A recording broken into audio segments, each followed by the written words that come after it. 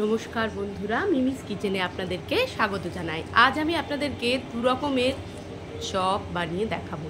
একটা হচ্ছে আলুর বল আর একটা হচ্ছে আলুর চপ। তো চলুন কি করে বানাবো সেই মশলাগুলো আগে দেখে নিই। সম্পূর্ণ নিরামিষ হবে। এখানে ধনে, জিরে, শুকনো লঙ্কা, আদা আর আছে দারচিনি আর ছোটো এলাচ।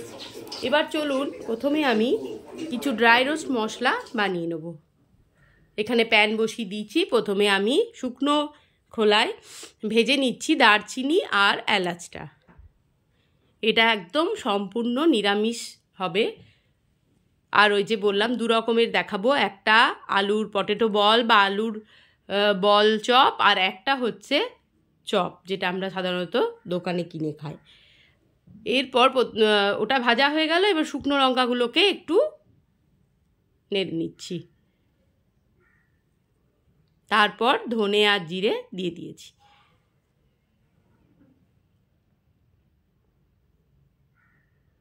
যেহেতু চপের পরিমাণটা অনেকটাই হবে, তাই জন্য মশলাটা একটু বেশি আছে। আপনারা আপনাদের আন্দাজ অনুযায়ী মশলাটা ড্রাই রোস্ট করে নেবেন।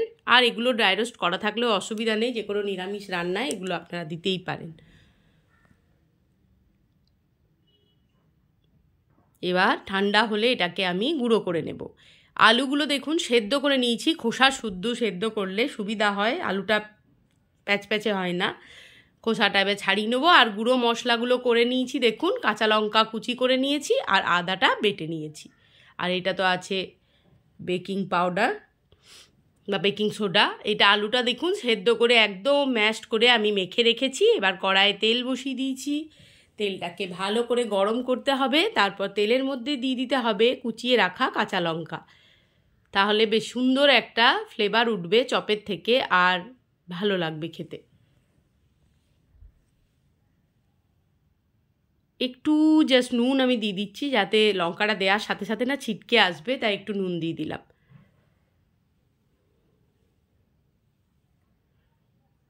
এরপরে কুচিয়ে রাখা কাঁচা লঙ্কাগুলো আমি ওর মধ্যে দিয়ে দেব।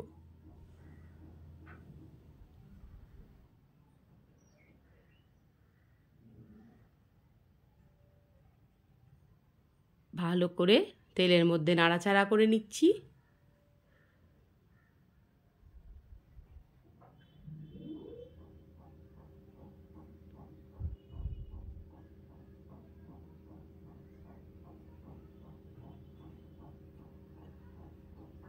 এই চপ বানানোর একটা গল্প আছে। এই চপটা আসলে বানিয়েছি আমি শিবরাত্রির দিন রাত্রেবেলায়।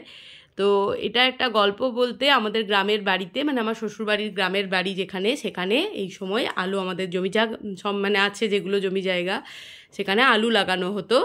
তখন বাবা বেঁচে ছিলেন। তো বা কি হতো, আলু এই সময় উঠতো। এরপরে দিয়ে দিলাম আদা বাটাটা। তো আলু উঠতো। তো রাত্রেবেলায় চপ হতো বাড়িতে, সিঙ্গারা চপ।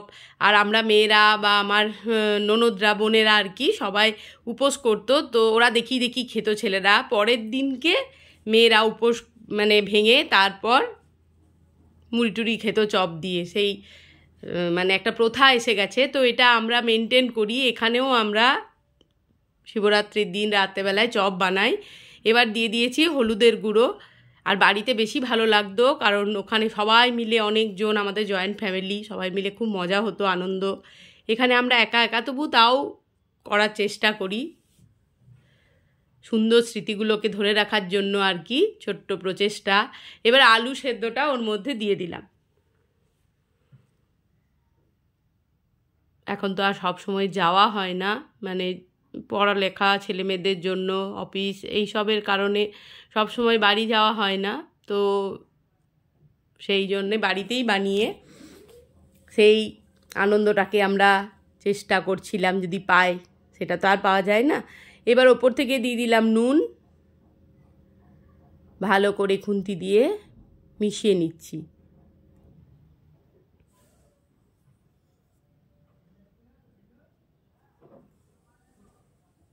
এরপর দিয়ে দিচ্ছি আমি ভেজে রাখা মশলাটা, মানে ধনে, জিরে, শুকনো লঙ্কার যে গুঁড়োটা করেছিলাম সেটা দিয়ে দিলাম।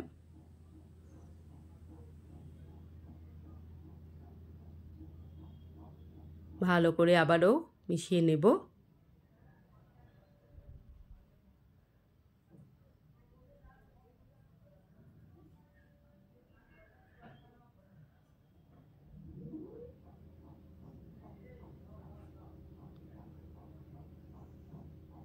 এরপর দিয়ে দিলাম দারচিনি আর এলাচ যে গুঁড়ো করে রেখেছিলাম সেটা দিয়ে দিয়েছি। এবার ভালো করে আবারও মিশিয়ে নিচ্ছি। পুরটা মোটামুটি আমার তৈরি হয়েই গেছে। এবার এটাকে নামিয়ে নেব। এবার কড়াইয়ে তেল বসিয়ে দেবো, কিছুটা বাদাম আমি ভেজে নেব। দেখবেন নিরামিষ চপে একটু বাদাম দিলে খেতে বেশ ভালো লাগে।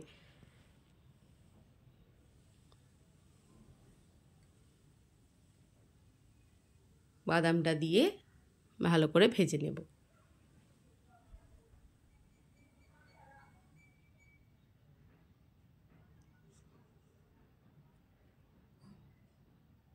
ভাজা হয়ে গেছে এই যে আলু সেদ্ধ মাখাটা। এরপর আমি বাদামটার খোসা ছাড়িয়ে একটু হামানদিস্তায় একটু কুটে নিয়েছি, তারপর দিয়ে দিয়েছি। বেসনটা আমার গোলা হয়ে গেছে, এখানে একটু আমি খাবার সোডা দিয়েছি। আর এটা এখানে বল যে করব পটেটো বল, তার জন্য নিয়ে নিয়েছি অ্যারারুটের একটা গোলা, বিস্কুটের গুঁড়ো মানে ব্রেড ক্রাম, আর গোল গোল করে আলুগুলোকে আমি এইভাবে শেপ নিয়েছি। প্রথমে এই অ্যারারুটের গোলায় চুবিয়ে তারপর ব্রেড ক্রামসে দিয়ে ডবল কোটিং করে আবার একবারও আমি মানে ইয়েতে চুবিয়ে নেব। হ্যাঁ, এতে চুবিয়ে আবার ব্রেড ক্রামসের মধ্যে আবারও মাখিয়ে নেব। এইভাবে আমি পটেটো বল বানিয়ে নেব।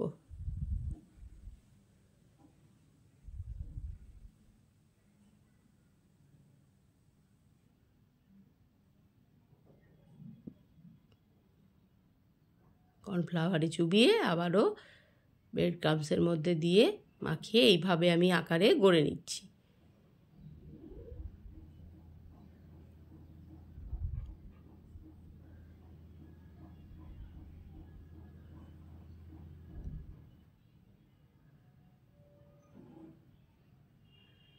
এই যে বানানো হয়ে গেছে। এবার একটা কড়াই বসিয়ে দিয়েছি, কড়াইয়ের মধ্যে অনেকটা সাদা তেল দিয়ে দিয়েছি।